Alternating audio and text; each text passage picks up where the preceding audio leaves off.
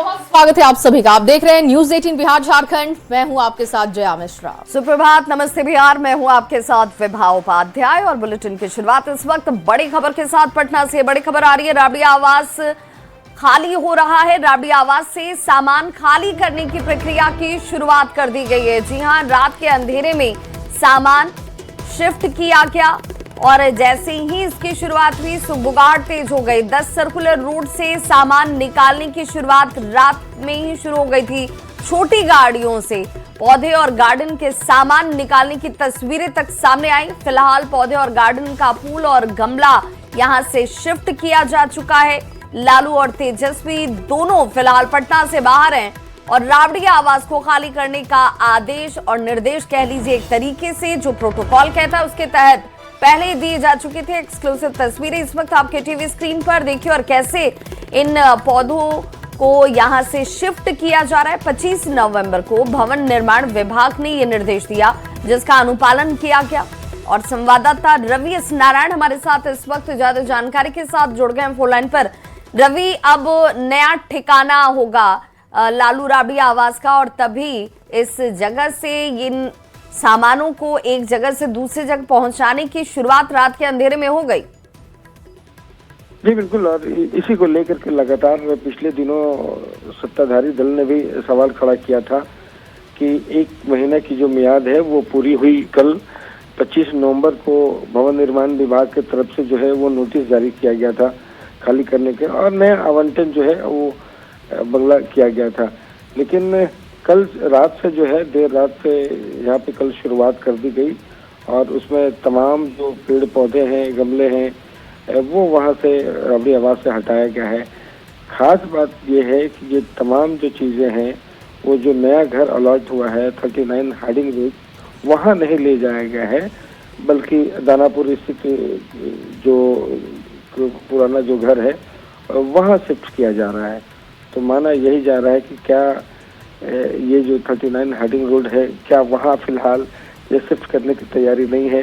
देखना होगा कि कल रात में तमाम गमले जो हैं वो शिफ्ट किए गए, क्या आज भी जो है वो तमाम सामान जो है वो फर्नीचर और तमाम चीज़ें जो है वो धीरे धीरे खाली की जाती है या फिर नहीं। जी बिल्कुल रवि, और देखिए जैसा कि लगातार इसको लेकर सवाल उठाए गए कि आखिर जब 20 सालों से ज्यादा का समय बीत चुका था, इसी बंगले में रह रहा था लालू परिवार, तो फिर इस तरीके का आदेश नहीं आना चाहिए था। लेकिन ऐसे में ये देखना बड़ा दिलचस्प होगा जैसा कि आप बता रहे हैं, क्योंकि पुराने घर पर ये शिफ्टिंग हो रही है, अभी जो नया बंगला अलॉट हुआ है वहां पर नहीं जा रहे हैं। इसको लेकर किसी से बात हुई लालू फैमिली को लेकर? देखिए, यहाँ पे अभी भी लगातार जो है वो लालू परिवार हो या पार्टी के तमाम लोग हों, इस बात की नाराजगी है कि इनका कहना है कि ये बंगला जो है उन्हें रहने दिया जाना चाहिए और इसे खाली कराने की जो है वो कोई वजह नहीं है। लेकिन आदेश मिल चुका है और 30 दिन की मियाद भी पूरी हुई है। अगर जल्द खाली नहीं किया गया तो फिर से भवन निर्माण विभाग जो है वो नोटिस जारी करता है नियमों के तहत, और नोटिस के बाद फिर एक पदाधिकारी की नियुक्ति करती है कि खाली कराया जाए। अब देखना होगा कि वहाँ पे जो नया 39 हार्डिंग रोड जहाँ पे बंगला मिला है वहाँ भी पूरी तरह से एक ढंग से कहें, आरजेडी का कहना है कि पूरी तरह से उसे तैयार नहीं किया गया है। तमाम फर्नीचर और जो चीज़ें सहूलियत के लिए होती हैं वो फिलहाल वहाँ पे नहीं रखा गया है, तो इसलिए वहाँ पे शिफ्ट फिलहाल नहीं किया जा रहा है। देखना होगा कि आगे की जो शिफ्टिंग की जो प्रक्रिया है 10 सर्कुलर रोड से वो कैसे दिखाई पड़ती है और आरजेडी क्या करती है। बिल्कुल, आगे भी आपसे अपडेट लेंगे। फिलहाल के लिए आपका बहुत शुक्रिया रवि, तमाम जानकारी के लिए। तो राबड़ी देवी को आवंटित 10 सर्कुलर रोड को खाली करने के आदेश का 1 महीना पूरा हो चुका है। 10 सर्कुलर रोड आवास को 1 महीने के भीतर खाली करने का आदेश दिया गया था और ये आदेश भवन निर्माण विभाग ने 25 नवंबर 2025 को जारी किया था। तो क्या 10 नंबर का जो मकान है उसके जमीन के अंदर कुछ जमीन के दस्तावेज हैं या कोई गुफा बना रखा है, धन छिपा के रखा है, अथवा आखिर कौन सा गुनाह है वहां जिसके चलते आपको ममता बना हुआ है? वह गुनाह का मकान तो आपने नहीं बना दिया। इसलिए ऐसी स्थिति में राबड़ी देवी जी को मकान खाली करना चाहिए एक महीना से ज्यादा का समय बीत गया, राबड़ी देवी को मकान खाली करने का नोटिस मिल चुका। क्यों नहीं खाली कर रहे राबड़ी यादव जी? आपको जनता के पैसे पर ऐश करने की आदत लग चुकी है क्या? जनता की गाढ़ी कमाई से जो टैक्स मिलता है उसकी आपको हैबिट लग चुकी है, या फिर लालू परिवार सरकारी संपत्ति को अपना पैतृक अधिकार समझती है? कहीं ना कहीं बदले की राजनीति करना चाहती है और जनता के हितों के प्रति इनकी कोई सोच नहीं है, जनता के प्रति इनका कोई विश्वास नहीं है। एक महिला पूर्व मुख्यमंत्री श्रीमती राबड़ी देवी जी के नाम से आवंटित आवास के प्रति इनको ज्यादा चिंता है। राबड़ी देवी जी बंगला खाली क्यों नहीं कर रही हैं, ये अगर एक सवाल है तो इसी के साथ ये भी तो एक सवाल है कि बंगला खाली करवाना ही क्यों है। मतलब ये सरकार का जब मन हुआ कि नहीं अब आप इस बंगले में नहीं रहिएगा, कल से अपना बोरिया बिस्तर समेटिए और उस बंगले में चले जाइए। तो बंगला खाली ही क्यों कराना है, इस पर भी अब विपक्ष सवाल खड़े कर रहा है। राज्यसभा सांसद और राष्ट्रीय लोक मोर्चा के राष्ट्रीय अध्यक्ष उपेंद्र कुशवाहा की लिट्टी पार्टी में उनके 3 विधायक पहुंचे ही नहीं। बिल्कुल, और जबकि उसी दिन इन तीनों विधायकों ने बीजेपी के राष्ट्रीय कार्यकारी अध्यक्ष नितिन नवीन से मुलाकात की थी। सवाल है कि क्या कुशवाहा की पार्टी में नाराजगी की खबर सच है? आपको इसी पर खास रिपोर्ट दिखाते हैं।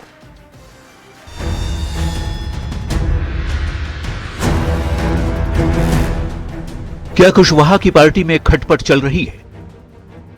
ऐसा सवाल क्यों उठ रहा है वो इन दोनों तस्वीरों से समझ लीजिए। पहली तस्वीर में आरएलएम के 3 विधायक माधव आनंद, आलोक सिंह और रामेश्वर महतो बीजेपी के कार्यकारी राष्ट्रीय अध्यक्ष नितिन नवीन से मुलाकात कर रहे हैं, जबकि उसी दिन आरएलएम के अध्यक्ष उपेंद्र कुशवाहा लिट्टी पार्टी देते हैं, लेकिन पार्टी में तीनों विधायक नहीं पहुंचते हैं। विधायक के तौर पर सिर्फ कुशवाहा की पत्नी मौजूद रहती हैं। इसके बाद बिहार की राजनीति में ये कयासबाजी तेज हो गई कि क्या बेटे को मंत्री पद देने से नाराज हैं विधायक। हालांकि आरएलएम की ओर से विधायकों की नाराजगी की खबरों का खंडन किया गया है। हमारी पार्टी पूरी तरह से सभी विधायक, चारों विधायक पूरी तरह से इंटेक्ट है। वहीं बीजेपी ने इस पूरे घटनाक्रम से खुद को अलग कर लिया है।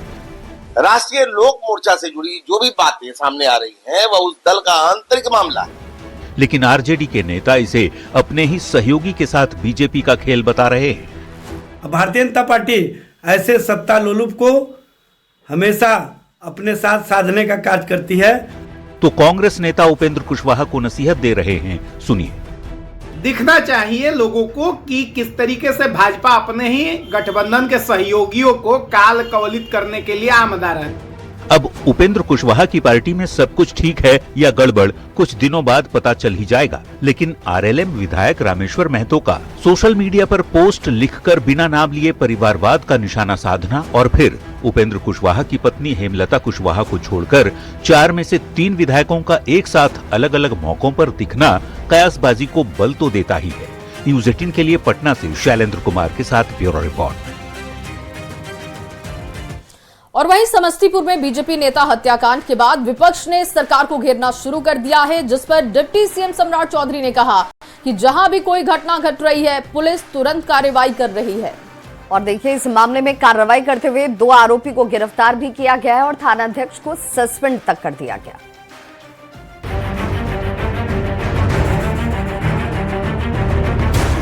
समस्तीपुर में बीजेपी नेता रूपक सैनी हत्याकांड में पुलिस ने 2 आरोपियों को गिरफ्तार कर लिया है। वहीं लापरवाही पर कार्रवाई करते हुए एसपी ने खानपुर थाना अध्यक्ष को सस्पेंड कर दिया। जो थाना अध्यक्ष हैं उनके बारे में यहाँ से लोगों से बात हुई है और उनका सस्पेंशन का ऑर्डर हम लोग इशू कर रहे हैं। पुलिस के एक्शन के बावजूद रूपक सैनी हत्याकांड पर बिहार की सियासत गर्मा गई। विपक्ष ने सीधे सीधे डिप्टी सीएम और राज्य के गृह मंत्री सम्राट चौधरी से सवाल किया। जब ये भाजपा के नेता को सुरक्षा नहीं दे पा रहे हैं, उनकी सुरक्षा नहीं कर पा रहे हैं, तो बिहार की जनता की सुरक्षा क्या हो? विपक्ष के सवालों का जवाब देते हुए खुद सम्राट चौधरी सामने आए। सम्राट चौधरी ने कहा, जहां भी कोई घटना घट रही है पुलिस तुरंत कार्रवाई भी कर रही है। 2 लोगों की गिरफ्तारी भी हुई, आपसी विवाद का मामला आया है और तत्काल जो है वहां के थाना प्रभारी को सस्पेंड भी किया गया। वहीं जेडीयू के नेता नीरज कुमार का कहना है कि पुलिस ने जिस तेजी से कार्रवाई की है, ऐसे में विपक्ष को कानून व्यवस्था पर सवाल खड़े करने का कोई हक नहीं। एसएचओ को सस्पेंड कर दिया गया है और गंभीरता से इस मामले की जांच कर रही है। फिलहाल पुलिस पूरे मामले की जांच में जुटी है। हत्या की वजह को तलाशा जा रहा है। बाकी बचे अपराधियों को पकड़ने की कोशिश हो रही है। साथ साथ सियासी सवाल जवाब भी जारी है। न्यूज़ 18 के लिए समस्तीपुर से मुकेश कुमार और पटना से शैलेंद्र कुमार के साथ ब्यूरो रिपोर्ट। तो आए दिन सुनने को मिलता है कि लोग हिंदू धर्म छोड़कर दूसरे धर्म में शामिल हो रहे हैं। कई बार धोखा देकर तो कई प्रलोभन देकर हिंदू धर्म के लोगों को दूसरे धर्म में शामिल तक कराया जाता है। लेकिन पूर्णिया में 100 से अधिक लोगों ने ईसाई धर्म से हिंदू धर्म में घर वापसी कर ली है। क्या है ये पूरा मामला, आपको इस खास रिपोर्ट में दिखाते हैं। पूर्णिया के बनमनखी में यह जो आप नजारा देख रहे हैं, यह कोई साधारण पूजा पाठ नहीं है, बल्कि हिंदू धर्म को छोड़कर जो लोग ईसाई बन गए थे उन लोगों ने घर वापसी की है। विश्व हिंदू परिषद और बजरंग दल की तरफ से बनमनखी में घर वापसी कार्यक्रम आयोजित किया गया, जिसमें बायखी प्रखंड के साथ साथ पूर्णिया के कई गांव के 1 से अधिक परिवार ने एक बार फिर हिंदू धर्म में वापसी की। इन लोगों ने यज्ञ हवन और धार्मिक कार्यक्रम कर एक बार फिर हिंदू धर्म को अपना लिया। हम लोग यहाँ अभी सब लगभग संख्या 100 की संख्या रही है। क्या ये लोग पूर्व में धर्म परिवर्तन कर चुके हैं क्या? हाँ, पूर्व में जो है या चर्चों में गए, ईसाई हुए, इनको जब लगा तो अपने स्वतः मूल धर्म में वापस आए। कहाँ के रहने? हाँ, ये धर्म परिवर्तन कराना ये जघन्य अपराध है। यह हिंदू समाज कतई से बर्दाश्त नहीं करेगा। पुनः इनकी वापसी हुई है, क्या कहेंगे इस पर? नहीं, ये तो अपने धर्मों में आए हैं। वापसी का क्या विषय है? हिंदू थे, हिंदू हैं, इनको लोग बहला फसला कर ले गया। इनको लगा हमारा ही धर्मनिष्ठ है, इसलिए वापस आए। घर वापसी करने वाले लोगों ने बताया उन लोगों को गुमराह किया गया था। पादरी ने बहला फुसलाकर प्रलोभन देकर ईसाई धर्म में कन्वर्ट कर लिया था, लेकिन जब उन लोगों ने देखा कि उसे देवी देवताओं की पूजा पाठ से मना किया जा रहा है, तो उन्होंने स्वेच्छा से सनातन धर्म अपना लिया। तो मालूम नहीं था कि धर्म परिवर्तन क्या हुआ। उसमें वो लालच देता था कि पैसा मिलता है 20,000, इसमें आओ, इसमें रहो, बढ़िया रहोगे, कभी बीमार नहीं पड़ोगे। बहुत सारा लालच दिया हम लोग को, तो हम लोग को नहीं समझ में आया। आदमी है ईसाई धर्म में गया है, जो हमारा हिंदू धर्म से है, वो छोड़ दे, उसको अपना सनातन में आए। वो गलत है, उसमें सब चीज़ गलत है उसमें। इसलिए कि देवी देवता का विषय में भी सबको गलत गलत भाषा उसमें सिखाया जाता है। तो हम लोग बोले हम लोग क्यों जाएंगे, मैं देवी देवता पूछते हूँ। तो बोले नहीं नहीं, इसमें आने से फायदा होगा। तो हम लोग 1-2 बार गए थे। जब 1-2 बार गए थे तो हमको बोला कि यीशु गुरुगा से तुम लोग नाम ले लो। हम लोग हर 2 बार इस धर्म में नहीं जाएंगे। हमारा वहाँ का उसका थपड़ी से, उसका भजन से मेरा वहाँ का देवी देवता भी स्थान छोड़ करके चला गया था। कैसा लग रहा है आज पुनः फिर वापसी हुई? नहीं, हम लोग आज बहुत अच्छा लगा। मेरा सनातन धर्म बहुत अच्छा है। हमको पता लगा कि मेरा फैमिली में पूरा ईसाई धर्म पैसा का लोभ लालच देके, मतलब भूला फसला करके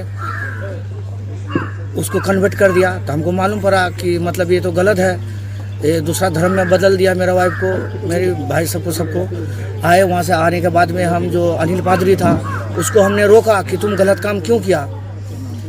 अनिल पादरी ने क्या काम किया कि जितना आदमी उसका पक्ष में था तो उन लोगों को लेकर के मेरे ऊपर डंडा उंडा लेकर के खड़ा हो गया। फिर बजरंग दल वाले का सहारा लिए, कानून का सहारा लिए, तब जाके उसका बंद करवाए।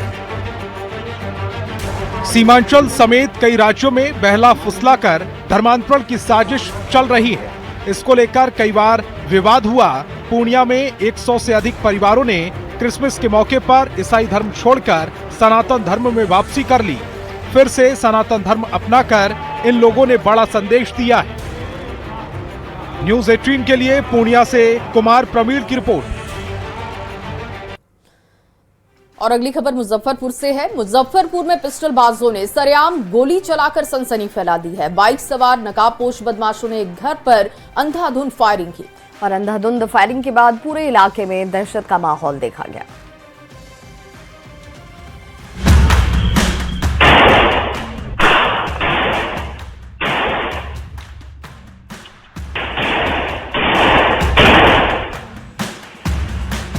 ये तस्वीरें डराने वाली हैं। गोलियों की ये गूंज आपको थर्रा देगी। पिस्टल से लगातार निकल रही गोलियां आपको दहशत में डाल देगी। ये तस्वीर मुजफ्फरपुर के मुसहरी इलाके की है, जहां बाइक सवार 2 बेखौफ पिस्टलबाज खुलेआम गोलियां बरसा रहे हैं।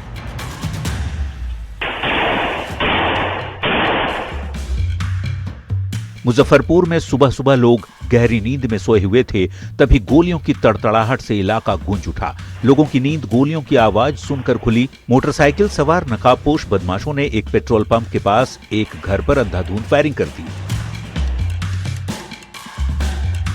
गोलीबारी से पूरे इलाके में सनसनी मच गई। एक मोटरसाइकिल पर सवार 2 बदमाश मौके पर पहुंचे, पिस्टल निकाली और एक घर पर कई राउंड गोलियां दाग दी।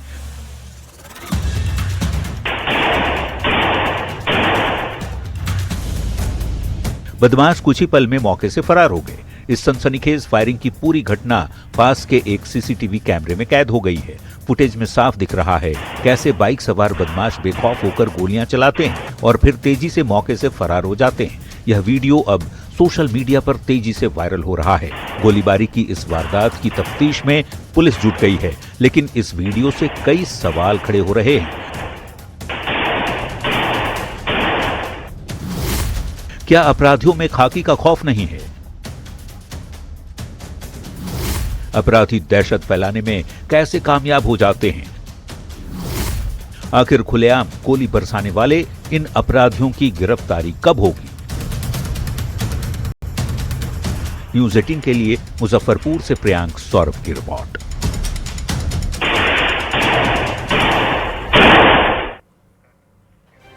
जमुई में एक दारोगा ने अपनी हनक दिखाते हुए सरेआम एक युवक को थप्पड़ मार दिया। दारोगा का ये वीडियो वायरल हो रहा है और दारोगा पर कई तरीके के सवाल भी उठ रहे हैं। दिखाते हैं आपको ये पूरा मामला क्या है।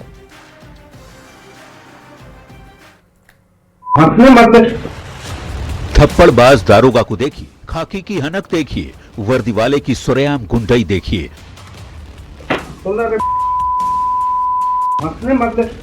थप्पड़बाज दारोगा की ये तस्वीरें हैं जमुई की। जमुई के झाझा थाना में तैनात एक एसआई का वीडियो वायरल हो रहा है। दारोगा वर्दी के रौब में कुछ युवकों को गाली दे रहा है। जब गाली देने से भी मन नहीं भरा तो युवक को सरेआम थप्पड़ जड़ देता है।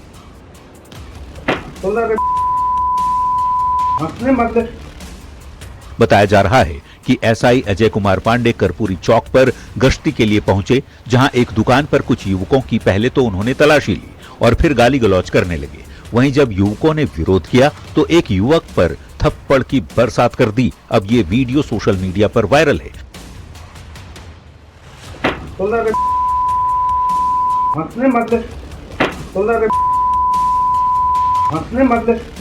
वीडियो के सोशल मीडिया पर वायरल होने के बाद एसपी ने संज्ञान लेते हुए जांच के आदेश दिए, लेकिन थप्पड़बाज दारोगा का वीडियो सामने आने के बाद कई सवाल उठ रहे हैं। पब्लिक फ्रेंडली होने का दावा कर रही पुलिस का क्या ये बर्ताव सही है?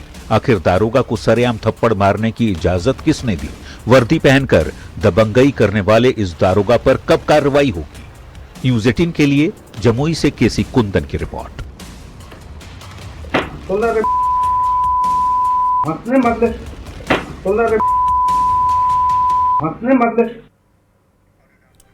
और चलिए इसी रिपोर्ट के साथ एक छोटा सा ब्रेक, जल्द हाजिर होंगे, आप बने रहिए हमारे साथ।